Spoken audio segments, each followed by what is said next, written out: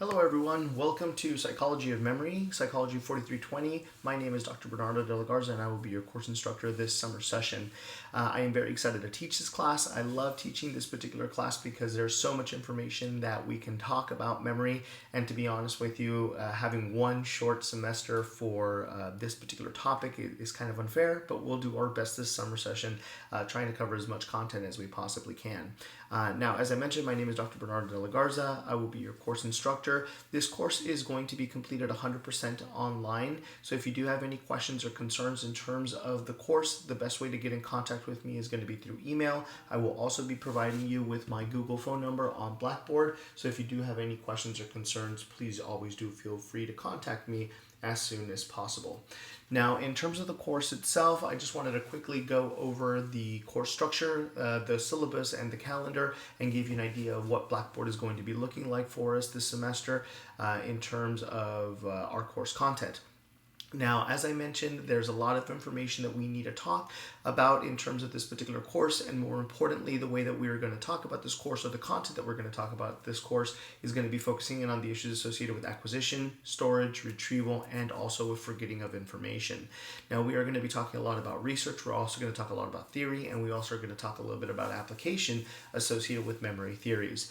Now, in terms of your textbook this semester, we are going to be using Human Memory by Gabriel Radvansky. It is our second edition of the textbook. I prefer the second edition to the first or the third edition. I feel that it's a little bit more of a complete edition, but if you do get your hands on the first or the third edition, that is also perfectly fine.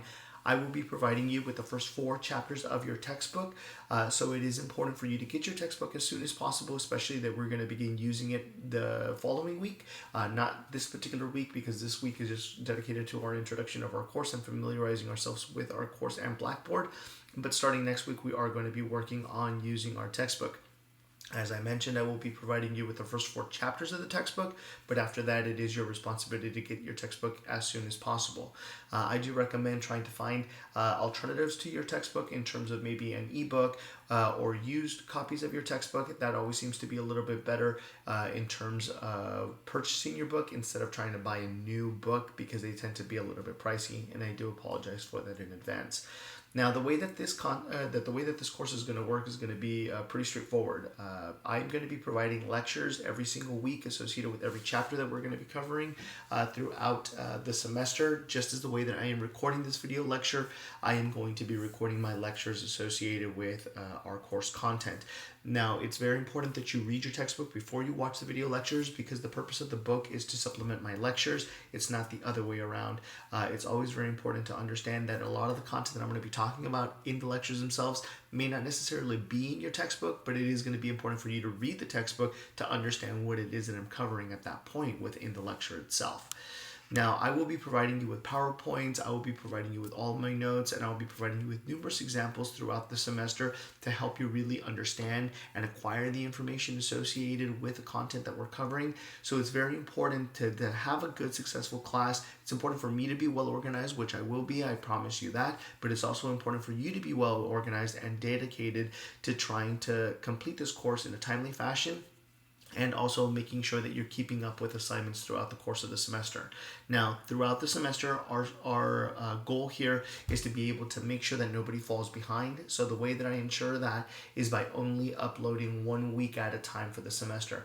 I do know that for many of you, you would prefer to have the entire semester already open, since it is an online course, and complete it at your own pace. I unfortunately do not like that. I feel that some people get a little bit get out of sync, and they end up getting a little bit too confused in terms of the way that the course is set up. So I feel that it's a little bit easier to go 1 week at a time.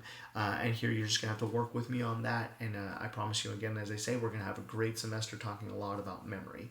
Now, in terms of the course itself, there's going to be lots of opportunities to earn points this semester. To begin with, we are going to have 2 exams. Our 2 exams are going to be 32% of your final grade. We're going to have a midterm and a final exam. Each exam is worth 32% of your final grade, yielding a total of 64% of your final grade. Now, in terms of your exams, I can go ahead and let you know what your exams are going to be made out of. They are going to be made out of multiple choice and a couple of short answer or long answer questions. As we approach our first exam, I will be giving you a format information sheet associated with what your exam is specifically going to look like. But as I mentioned, it is going to be made up of multiple choice and probably some short and long answer questions. Now, we are also going to have some quizzes this semester. We're actually going to have a total of 12 quizzes, 2% for each quiz, yielding a total of 24% of your final grade coming from our quizzes. Now, I do want to note for you in terms of your exams and your quizzes, it is important for you to know that you only have one attempt to complete your exam and or your quizzes. Now, with that in mind, you do not have a time limit to be able to complete your exams and your quizzes. Your quizzes are only 10 multiple choice items with no long answers. Your exams are probably going to be about 40-50 questions in terms of multiple choice with 1 or 2 long answer questions. But again, as I mentioned, there is no time limit in terms of completing your exams, but it is important for you to complete your exam in one sitting, since you do not have the ability to save your exam and come back at a later time. If you do close out Blackboard and want to come back at a later time, it's automatically going to submit your exam for you or your quiz, and it's going to submit it at wherever it is that you stand, and it's going to provide you with that specific grade. I would hate for you to miss out on a certain amount of points because you weren't able to complete it in that timely fashion. Now, in terms of your exams and your quizzes, I always provide you with ample time to be able to complete your exams and your quizzes.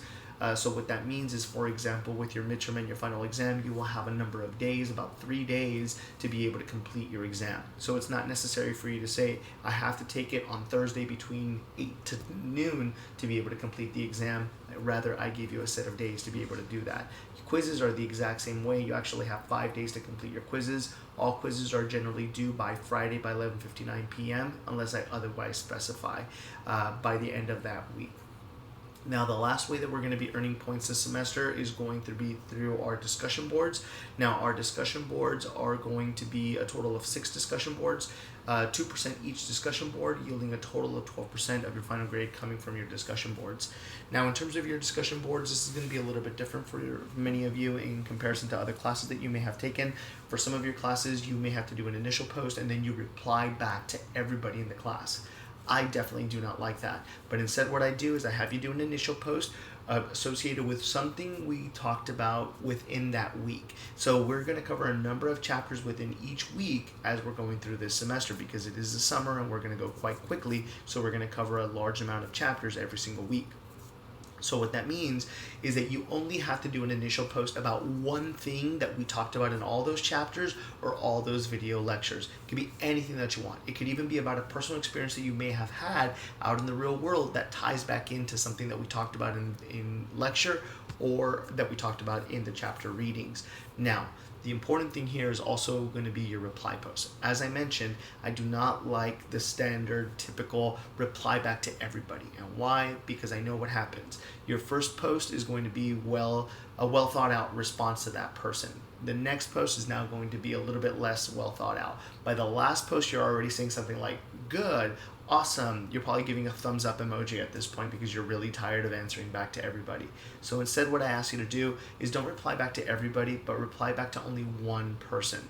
If you reply back to that one person, that reply has to be a well thought out response, good, productive feedback for that person, and that's all I'm really looking for. Do not put a thumbs up emoji. Don't say great job, excellent, had a thought about that, but rather give a well thought out response to that one person, because again, here they're doing that for somebody else. They would also like to receive that from you at that point.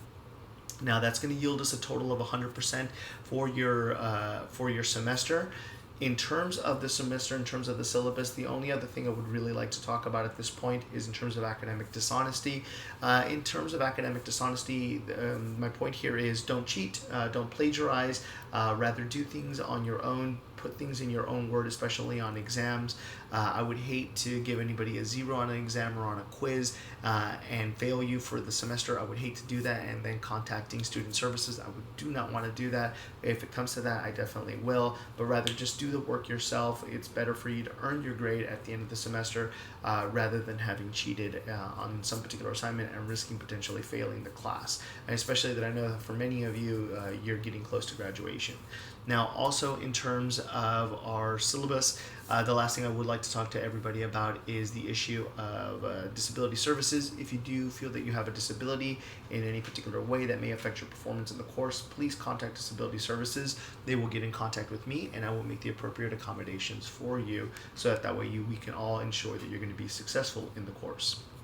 Now, as I did mention, I did want to show you all briefly the course calendar. Within the course calendar, you'll notice that everything is already broken down between week 1, 2, 3, 4, 5, and so on and so forth. These last two, I do apologize that they are not correctly formatted, and I will fix those before the first week. But one of the things that you'll notice here within week 1, you'll take note of what needs to be completed. For week 2, you'll take note what needs to also be completed, and you'll also notice, for instance, that you only have 1 or 2 discussion boards that are due within those specific weeks. And again, within the discussion boards for your particular week, you'll be able to identify what it is that you need to be talking about within that specific week. Now, one of the things I would like for everybody to notice is in terms of your discussion boards, your initial post is due by Friday of 11:59 p.m. and Sunday by 11:59 p.m. is your reply post to another person.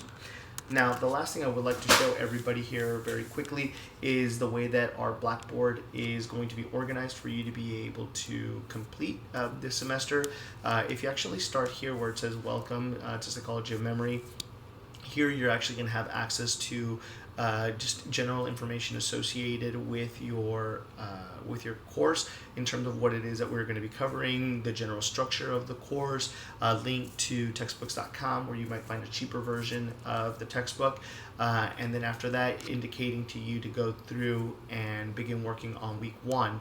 Now if you click on syllabus and calendar, here you're going to be able to find your copy of your syllabus and the copy of your calendar, also your textbook information. If you do have any questions or concerns in regards to your textbook, always feel free to contact me in regards to that.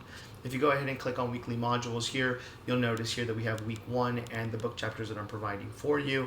If you go ahead and click on week 1, you're going to have an information sheet. If you click on that information sheet, it's going to specify for you exactly what needs to be completed for this particular week. So here it'll give you all the deadlines, it'll give you all the information that needs to be completed. Now, if we go back, also, you'll notice here we have a link for your discussion boards and also a link to your email professionalism quiz that is due at the beginning of the week. It is going to be due on Sunday of this week. And here all that you need to do is just read this short article and complete this quiz, and you'll be able to receive credit associated with your completion of your assignment. Now we also have links associated with your gradebook and also emailing me, so if you do have any questions or concerns, do feel free to email me. I will also be posting up, as I mentioned, my Google number, so that way if you do have any questions or concerns, please do feel free to contact me. All right, that wraps up our discussion associated with our course syllabus and our introduction to our course. If you do have any questions or concerns, please do let me know. I'm excited for everybody to learn a lot about human memory this semester. I'm always very excited to teach this class, and I hope that everyone is looking forward to it.